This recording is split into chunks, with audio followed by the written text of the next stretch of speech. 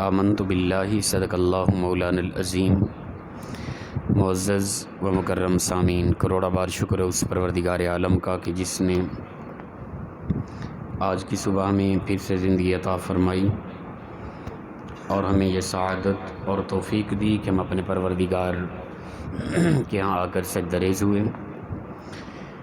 حدیث مبارک ہے وَأَنْ كَعْبِ بْنِ عِيَاضٍ رضی اللہ تعالی عنہ قال سمعت رسول اللہ صلی اللہ تعالی علیہ وآلہ وسلم یقول ان لکل امت فتنة وفتنة امت المال۔ حضرت کعب رضی اللہ تعالیٰ عنہ سے روایت ہے، آپ فرماتے ہیں کہ رسول اکرم صلی اللہ تعالیٰ علیہ وآلہ وسلم نے ارشاد فرمایا ان لکل امت فتنة، کہ بے شک ہر امت کے لیے ایک فتنہ تھا، یعنی مختلف چیزیں ہر امت کے لیے فتنہ بنی۔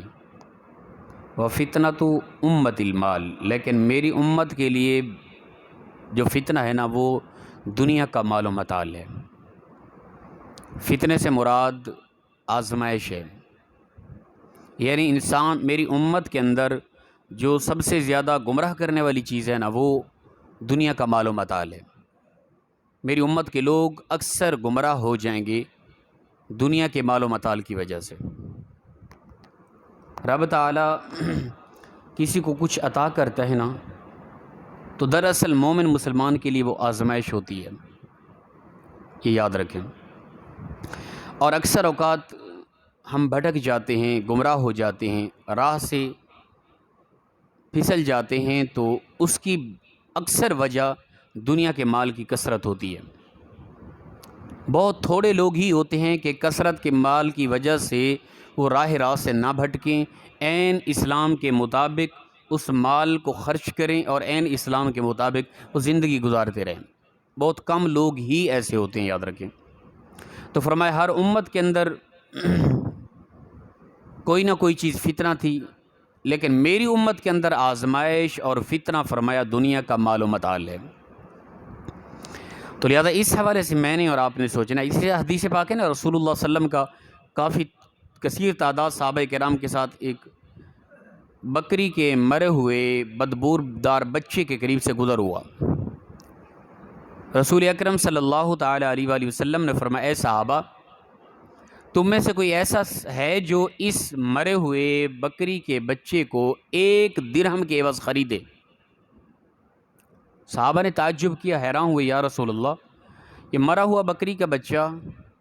بدبودار ہے، اس کے قریب سے ہی، مفہوم حدیث، اس کے قریب سے گزرنا ہی کراہت محسوس ہوتی ہے، ناپسندیدگی ہے، تو آپ فرماتے ہیں 1 درہم کے عوض کوئی اس کو خریدے؟ یا رسول اللہ 1 درہم کے عوض کیا کسی چیز کے عوض بھی کوئی بھی اس بچے کو بکری کے بچے کو کبھی نہیں خریدے گا۔ تو حضور نے فرمایا یاد رکھو، جس طرح تمہارے نزدیک اس بکری کے مرے ہوئے بچے کی اہمیت ہے کہ تم کراہت کر رہے ہو، اللہ کے نزدیک دنیا کے مال و متاع کی اہمیت اس سے بھی کئی گنا زیادہ بری ہے۔ یہ دنیا کی محبت سے اپنی امت کو دور کرنا مقصد تھا، اسی لیے اللہ کے محبوب صلی اللہ علیہ وسلم اس طرح کی مثالیں دے کر سمجھا رہے تھے۔ تو فرمایا میری امت کے لوگوں، دنیا کا مال و متاع ہی تمہیں گمراہ کر جائے گا، میرے احکام سے کوسوں دور کر جائے گا، اور یہ حقیقت ہے۔ اس دنیا کی محبت نے، دنیا کی لالچ نے، ان چند ٹکوں نے رشتوں کے اندر بکار پیدا کیا ہے۔ آج کل رشتے ٹوٹے ہوئے ہیں، سگے بہن بھائیوں کا بول چال نہیں ہے سالوں سال سے۔ اس کی وجہ کیا ہے؟ وہ تھوڑی سی پراپرٹی، وہ تھوڑا سا لین دین، وہ وراثت کے اندر جھگڑا، اس کی وجہ سے ایسے ہم بکھرے کہ لگتا ہے کہ ہم خونی رشتہ ہے ہی نہیں۔ تو فرمایا کہ دنیا کا مال میری امت کے اندر آزمائش میری امت کے لیے۔ پچھلی امتوں میں مختلف چیزیں تھیں، لیکن فرمایا کہ وَفِتْنَةُ أُمَّةِ الْمَالِ، میری امت کے لیے جو فتنہ آزمائش وہ دنیا کا مال و متاع ہے۔ اور یہ مختصر سی زندگی ہے، یہ مال و متاع یہیں کا یہیں رہ جائے گا، ٹھیک ہے نا؟ میں اور آپ خالی ہاتھ دنیا سے چلے جائیں گے۔ جس مال کے لیے ہم جھگڑتے رہے، ہم لڑتے رہے، اللہ کے احکام کو پس پشت کرتے رہے، جس کے لیے ہمیشہ جد و جہد کرتے رہے، وہ سب کچھ یہیں کا یہیں رہ گیا، خالی ہاتھ قبر کے اندر دفن ہو گئے۔ یہ تو حقیقت ہے اس دنیا کی۔ وہ حدیث پاک کے اندر آتا ہے، رسول اللہ صلی اللہ علیہ وسلم نے فرمایا مفہوم حدیث کہ قیامت کے دن بندہ مومن کو اس کا ٹھکانہ دکھایا جائے گا، ٹھیک ہے نا، اگر وہ دنیا کے اندر احکام الہی کے مطابق نہ چلتا رہا، ٹھیک ہے، اس نے دنیا کے مال و متال کو اہمیت دی، کیا رشتے ناتے، کیا تعلقات، کیا دین اسلام، کیا قرآن و حدیث، کوئی خبر نہ تھی، صرف اور صرف اس کی زندگی کا مین مقصد ہی دنیا کا مال و متال تھا،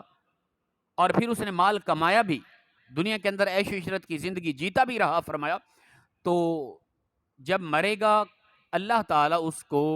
قبر میں جاتے ہی اللہ کی طرف سے حکم ہوگا اس کا ٹھکانہ جہنم کے اندر، صرف دکھاؤ اسے،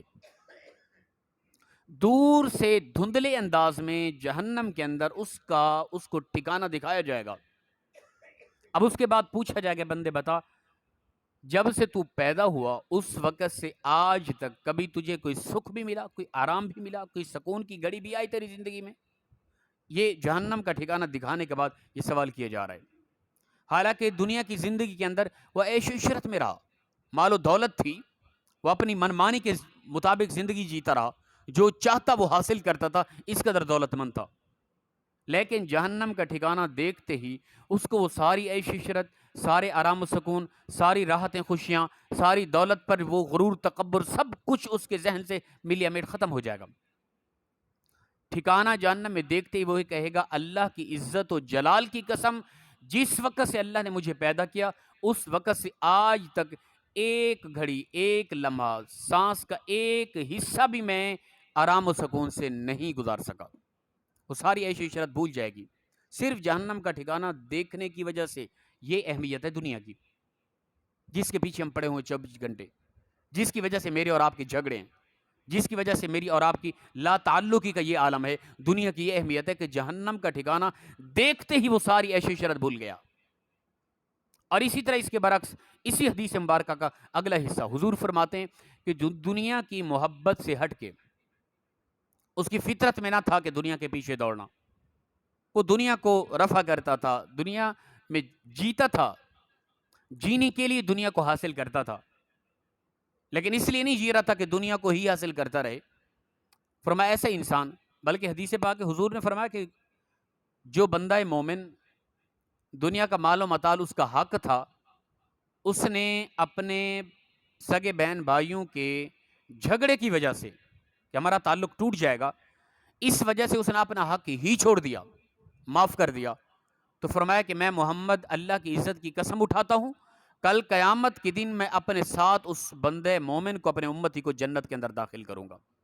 یہ حضور کا فرمان، فرمایا میرا اس کے ساتھ وعدہ ہے جس نے دنیا کی محبت کو اپنے دل سے نکال کر اپنے تعلقات، رشتے ناطے کو ٹوٹنے کی وجہ سے اپنے حق کو چھوڑ دیا، تو میں خود محمد اس کو پکڑ کے جنت کے اندر داخل فرماؤں گا۔ اور فرمایا کہ ایسا بندہ جو دنیا کی محبت میں نہ تھا، اللہ کی محبت میں تھا،